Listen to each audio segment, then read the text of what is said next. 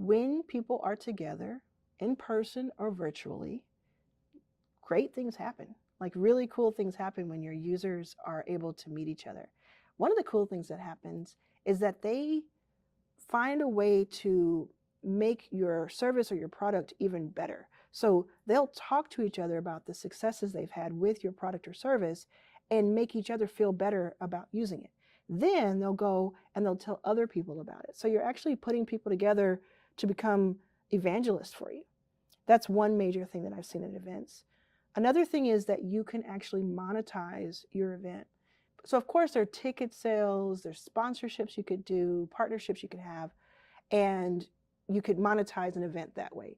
But most people I know who are putting on events are really not making a lot of money from the event itself. In fact, it could be that your event costs you more than you make from the event directly. But what you can do at the event is use it as what is called a dramatic demonstration. This is something where you can sell something else from the event. So right now you may be getting your sales from online, you may be jumping on calls with people, Zooms, you may be meeting people, attending events, speaking from stage even, and people come up to you and ask you to learn more, you send them a QR code, et cetera, et cetera. And that is really a cool way to do it. But imagine instead of being on someone else's stage and trying to really convince their audience to give you their time, it's like borrowed attention. Imagine you could do that with everyone in the audience, no matter if it's 6 people or 6,000 people, everyone in the audience is there because they want to hear from you. They've opted in to your messaging, to your service, to your product, by being in the room, either virtually or in person. Then what you can do with that attention is you can, along the way, whether you have a 1, 2, or 3-day event, or even a couple of hour event, you can help explain what you do, why what you do is important, and why what you do will help the person on the other side. And there's nothing like, especially in person, hearing directly from the messenger in a group of other people who are getting just as inspired and excited by what you're talking about. So from stage, and even with your materials that you give out to people, you can sell your service or product. So here's an example. There's an event that I recently attended, 3-day event, lots and lots of really great information. I'll talk to you about that event later in this course. And what they did is when you registered in person, you got a little pamphlet and it told you the agenda for the 3 days. There's maybe 10, 12 pages in this pamphlet. Everybody gets one. So you want to know what's happening, so you're going to read this. On almost every page is a little excerpt about a $10,000 offer that they have. So they say, you're at this event. We know what your pain point is because this event is kind of about that. Do you want to fast track a solution? You're going to learn so much in the next 3 days, and you can take that alone and have success. But would you like to skip the line, collapse time, and get to your aimed success faster? If so, we have what you need. In their case, it's a $10,000 high ticket offer, which is a year-long membership where you get a lot of hands-on training from their team. This particular event costs anywhere from $500 to $3,500 to attend. So they know that some people in the room, not all, but some people in the room can afford that, would find the value in it, and will make the decision to jump. So this event is probably breaking even when it comes to ticket sales. There's very little sponsorship, but a couple of sponsors there. Probably breaking even. They have a great location. It's a cool vibe. There are about 500 people there. But when it really gets interesting is, what if they convert 10% of that audience? That's $500,000. So maybe the event itself costs $100,000, $200,000 to put on, They sell tickets, they get the exchange there. Maybe, I'm lowballing that, it may be even more. But what if they're able to sell from stage 500,000 to 1 million each time they do these events? And what if they do these events more than once a year? Things get really, really interesting there. Another way of doing this is not to think about selling from stage, but to be your own sponsor, essentially, to promote your own product or your own launch at the event. Like, for instance, at Your First Million Live, I didn't sell from stage. I didn't have a high ticket offer that I wanted to sell from stage, although I do have one. I didn't sell my Academy membership or anything like that. What I did was I announced my regulation crowdfund of yacht water. So if you go to yachtwater.com, you'll see my Steel and Sparkling Water Company. I kept it under wraps until the moment we were on stage and I could speak to all of the audience at once. And I said, you're in this audience, you're seeing this for the first time. No one else has seen this. I immediately showed them what yacht water is, so everybody was excited. And then the second the video was over, we made the Reg CF, the crowdfunding for equity, we made that campaign live. So if you're in that audience, you immediately can go to the QR code. You immediately can become a co-owner of Yacht Water. And then a few days later, we made it public to everyone else in the world. But that was so special, right? And we did 6 figures in that moment.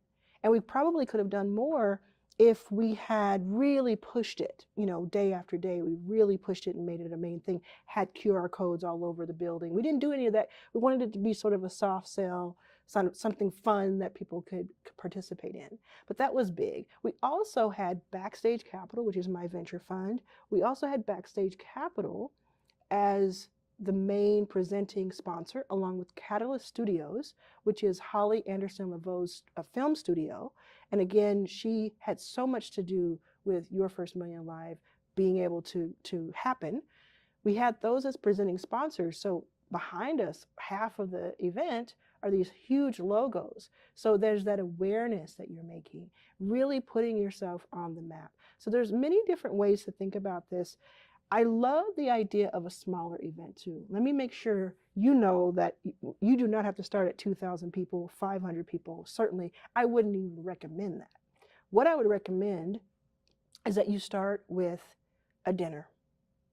You start with a 6-person dinner.